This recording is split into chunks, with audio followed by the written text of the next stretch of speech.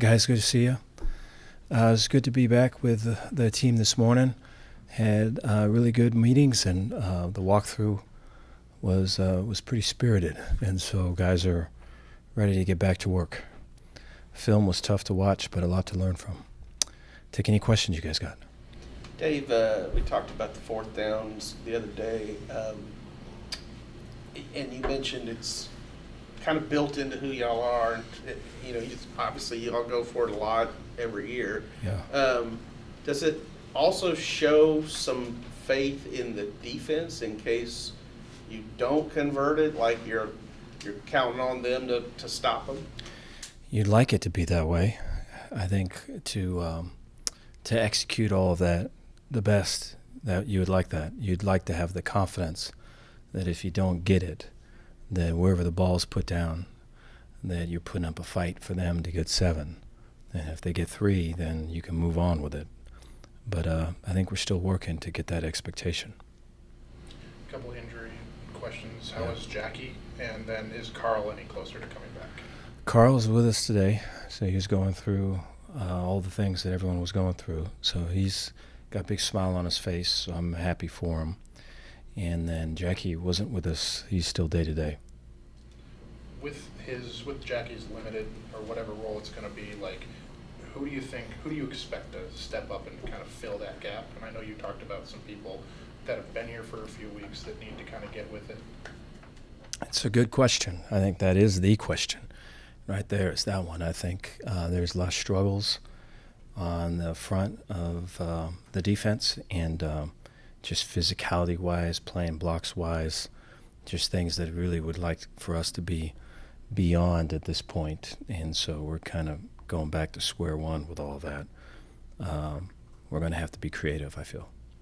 Dave, now that the mulligan's out of the way with Auburn, are y'all approaching SMU as like a must-win situation given your front-loaded schedule? We're looking to play better, and we're looking to start faster, and we're looking to, when we get into adversity, maneuver through that better. I think offensively, there's a lot of positive from this last game, and there's still things that we could play cleaner. I think there's a lot of weapons on that side of the ball, and so the expectations there are really high. And I think special teams-wise, we've had back-to-back games now with the return going the other way, and so there's a lot to clean up there. I think a lot of the guys that were on the field when that was happening were on the field with some of the rushing yards and everything else, and so we've got to be able to clean up their eyes and where they fit and everything. I have to coach that better. So we're just focusing on getting better and getting back out there. Today was a good example of that. There's some good energy today. Dave, you mentioned the press conference, kind of what you had to do defensively, almost like pick your poison. I can't hear very well. So, but did you ever think about a spy? Mm-hmm. Was that ever like an option, or is that just something that was part of you had to pick your poison? Yeah, I think we have a friend that's on that staff, and it was like, hey, anytime you see this coverage, just pull up and run. And so a lot of it would be there'd be almost run plays where if he saw the coverage, you just taking off and run. So it's kind of unconventional, with the guy we're playing now, it's going to be, hey, third down. It's going to be wide open deals, formations, and there's going to be, hey, this is a passing situation. You got to play spy. A lot of what we saw was it was a run action.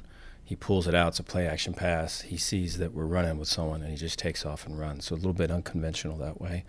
The spy would have been really, if we had to get him off the ball, he would have been sucked up in the run and been a non-spy spy. Yeah, I mean, there's opportunities to make plays, and it's just really frustrating that we didn't make them. We've got guys that I know can make those plays, and we got to coach them better so that they can. Dave, it's been almost a decade since SMU and Baylor have played, but there's, of course, a lot of history between these two teams. Do you feel like it's important to schedule these kinds of games in state rivals, out of conference, or is it just too difficult in this era of college football to do that? No, I think it is. I think anytime, you have conferences that are just across the landscape, from East Coast to West Coast and from Central to all over, I think it's good to have a rival or to have an opponent that's just down the street. where the stadium can be packed and it can be energized, and there can be, brought back to life some old memories and old games and all. I know that was the college football that I grew up with. I know a lot of you guys are that way, so it's good to be able to get into that. I hope to get into that more. Dave, how do y'all go about getting Josh more involved early on in the game? I could be wrong, but I feel like he wasn't targeted at all in the first half, and I feel like that's something that's got to get going to get up against SMU. Yeah, I thought they were. I thought their corners were playing a lot of press early in the game, and I thought Josh, towards the end of the game, really did a great job of separating and getting off. I thought the inside of. Whereas the outside was really kind of sticky on the outside, or on the outside was really kind of sticky on the inside. There was a lot of space, and you saw kind of Cole get loose, and you saw Trigg get loose, and so really it was kind of just taking where the grass was. And then once that was kind of operating, and then it opened up some for Josh on the outside. So sometimes you take it as it comes. I think there's probably an opportunity for screens, and some deliberate. I'm gonna get the ball out fast. We didn't know what they were going to play. And so that was part of it, too, was trying to maneuver through and see what it was. After the game, Keaton mentioned that a result like that should make the guys only want to go harder, not kind of drop their heads. I know it's still early, but were you able to see that today? Yeah, I think the message to the team is that we're a good team, and we've got a lot of talent, and guys have sacrificed a bunch to get to this point, and we can win a lot of games. And I believe that wholeheartedly. I know our team does. And it just sucks to lose. The negativity that comes with losing and just all of it. But told them to represent, out in class and just on campus and just the whole thing. Be proud of it. We're going to win here soon. Dave, we didn't see much of Sawyer using his legs to run on offense. Was that by design? Is there any emphasis there for him so far this year? Nothing yet. I think, he's healthy, and he's, he was running around today.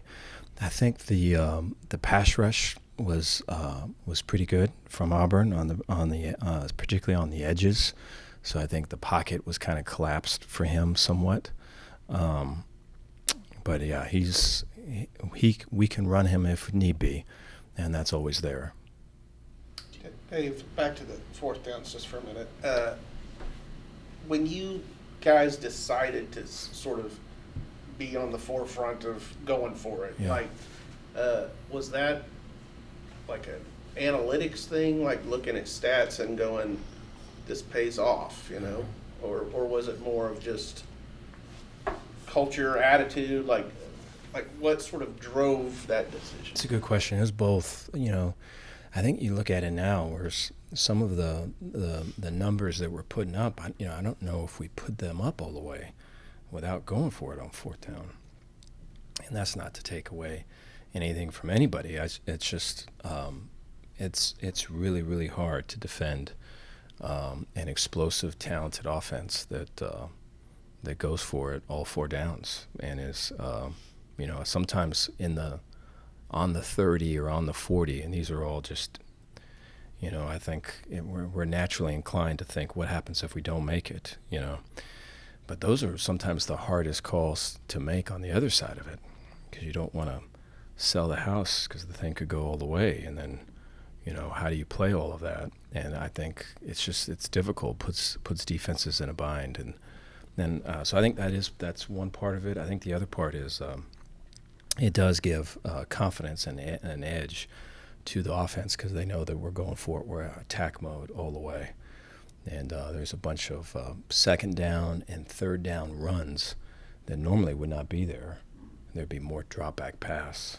There'd be more, I think our guys are adept at all of that. I think that's not, I don't think they were born and raised to be drop back pass protectors. They're born and raised to be run defenders and RPOs and all that. And so the whole thing kind of fits us better that way.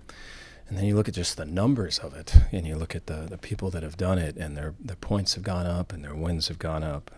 The time of possession's gone up. A lot of positives have gone up with it.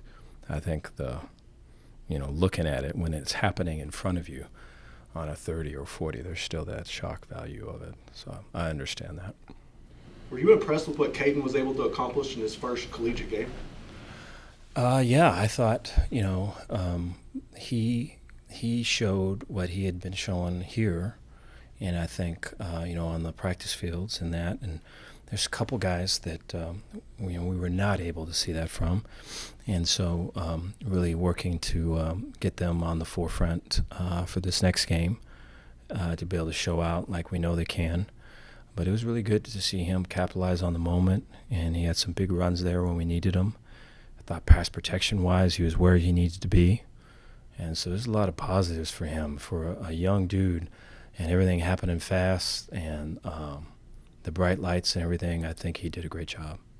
Dave, some of it might be personnel, like Jackie being out, Carl even being out. Mm-hmm. But do you see the run defense as something that's correctable, that kind of thing? Mm-hmm. Yeah, I think we have to. I think right now we've got, in the past, we would have guys that would be so attuned to how something would fit. Run fits are kind of hard to explain, but every play in design, there's a blocking scheme, and within those blocking schemes there's spaces or gaps, and so it's 11 on 11, and everyone's got a gap, then they fit. And in the past, particularly on the inside, we'd have guys that were just born, to do the addition and subtraction of gaps, and where should I fit, and just all of it. And there's some people that we play that are kind of the math changes so much, it's very difficult to keep up with. And we'd be very good at that aspect of it. If something broke down, if a play broke down, or a play was spilled on the perimeter, or say something wasn't perfect, we would struggle to get the guy down. If the thing was kind of contained and all kind of fenced in, and everything was in the gap that was prescribed originally, we'd knock it down. I think we've got a lot of guys right now where if the thing breaks down, if the thing spills out, if it kind of goes haywire from the beginning, we got guys that can run it down. So we just haven't had that before, really, probably since I've been here. They need to get better when the fences are in and the doors are locked, and this gap's your gap and this gap's my gap, and that. And so we have to be able to teach that better and spend some more time with that. But we've got the guys that can do it. That being said, not to give away your game plan against Kevin Jennings, but how do you hope to accomplish that against that? Yeah. I think one of the differences, now it may not be versus us, the quarterback we just played, he was scrambling to run it. So like if he saw a certain coverage, he ran. Where Kevin, a lot of his runs are to throw it. So he'll keep the drive alive, and then he'll make you pay with a ball down the field. There's a bunch of, we would play Brock Purdy, and he would be this way, where he would be scrambling and he'd be running behind the line of scrimmage, but buying time, and there'd be a defender that was covering a back or a tight end, and the defender would see Purdy run this way, and he would come up, and at the same time the defender would come up and leave his coverage. The receiver, the tight end, would go vertical, and it'd be kind of a pop shot there. There's a bunch of that on film with the guy that we're playing, and so there has to be plaster rolls in the back end. There has to be the use of spies and three-man rushes. We got to try to flush them certain ways. And so there'll be the whole gamut going in to try to be able to control them. I think he does a great job of identifying coverage, and he's a very, very adept passer. He's done a great job maturing through all of it, and they've done a great job coaching him because he's impressive to watch. Auburn had a fair amount of fans in the stands. You mentioned that SMU's just up the street, and obviously there's a lot of Baylor grads in DFW area. I mean, you hoping for a good turnout, and how much does that help when you're on the road and you have some green in the stands? It helps a bunch. I know that imagine the turnout would be better had we had won the game, and so I feel very much the pressure and the need to win, and so we have to be able to do that. Hopefully there's some fans there to help cheer us on. You said earlier in fall that Tevin has the ability to Yeah. be an elite corner. Mhm. I guess what is it about him, maybe his mindset, personality, that has allowed him to be so consistent when he's healthy over the 5 years he's been here? Yeah, I think the healthy thing is the main thing there. I think he's very fast. He's very smart. I think early on, probably could have more physicality here and probably a harder hit needed there. And he's addressed that. And he's improved in that facet. I think Paul's been really good for him because I think Gonzalez is driving him pretty hard. And I think there's times where Tevin gets uncomfortable, which is a good thing, you know. And so I think his best football's still ahead of him for all the years that he's been playing football, because I think he's getting pushed to growth. And, you know, I think the top level for him is at the top of the route. He's making a play. He's coming down with the ball. He'd be a guy that all through the mechanics of the initial start, the release, the stem, the run is all where he needs to be. He needs to be able to top it off and make the play at the top. Are there any specific players you have in mind that will fulfill Jackie's role in case he's not ready for Saturday? Yeah, that's a good question. We're still trying to find that out right now. I think there's a couple things that we're looking at, and so based upon, you know, personnel groupings and things. But yeah, we have to get much better there. I think that's really big. Of all the disappointments, it's probably the biggest one. Coach, you mentioned the value of having a rivalry with a nearby team. Has there been any discussion or thought of continuing this series more consistently beyond this year after the Iron Skillet with TCU's in there? Not to my knowledge, there hasn't. Dave, what's it like to, I don't know, Roman, your son plays linebacker at Midway and had his debut and made a great tackle, had a big. I saw it, yeah. Yeah.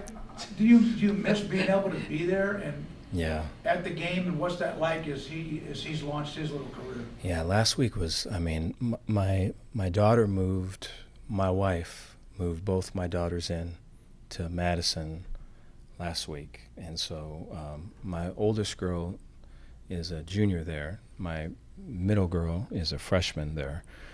And so she drove my middle girl, Jordan, up to Madison, got there, moved her into her dorm, moved my older girl into her apartment with her sorority, and then got a flight, came back, went to my son's game. I was not a part of any of that. and then we lose on top of it. So that sucks. All of that sucks. Yeah. And so I think, yeah, my what's fun is when I get home late at night, I'll pop on the iPad, I'll be watching film, and he's sitting next to me on the couch. My wife is watching Bravo or whatever it is, and he's watching film. And so that's pretty cool to see. He's got the bug right now. Do you kind of allow yourself to think about how big a win would be over a playoff team from last year, a ranked team, just kind of what that can do for you guys moving forward?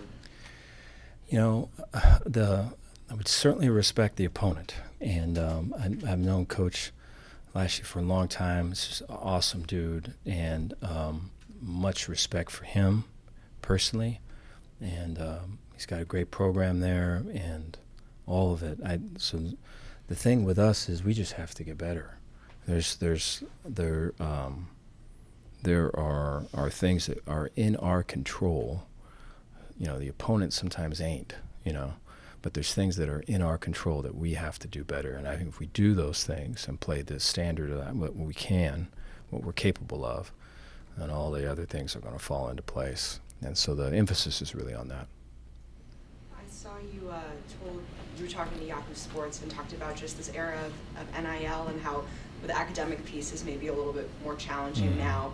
I was wondering if you can kind of elaborate a little bit on that and just what you've seen and how you've navigated, you know, players getting paid, but then also still seeking an education. School's really important. I think there's guys that, you know, have, you know, maybe gotten drafted, not gotten drafted, are not with an NFL team anymore, are looking to finish their degree. They call me, right, trying to, is there a way I can finish my degree? they've tried this as to get it, for their life. They've tried that, and they're at the end of it. So they call me to get that degree. So the degree is just so important, and I think it's what's hard about it is I think sometimes the money puts distance between how important that is, because you feel like there's a buffer there. But it's just not real. It goes away so fast. And ask the guys that I'm talking to now that have played for us, And so I tell them that story of the multiple guys that call and want to come back and finish, and it's just very important for them to get it. And then I think the whole process of going through school. I remember when I was in school, it was the first time in my life that I told anyone that I have no idea like what the hell I'm doing. I have no idea. They're talking about this class. I've been in here for a month. I don't know what they're talking about. I had to tell a learning specialist that, and that was the first time in my life I've ever admitted that to anyone at any point. And so I think you go through those journeys when you're in an academic space of facing kind of your fears and facing the difficulties that kind of inhibit us all. And so I think it's that whole journey is an important one to go on. So we talk a lot about it.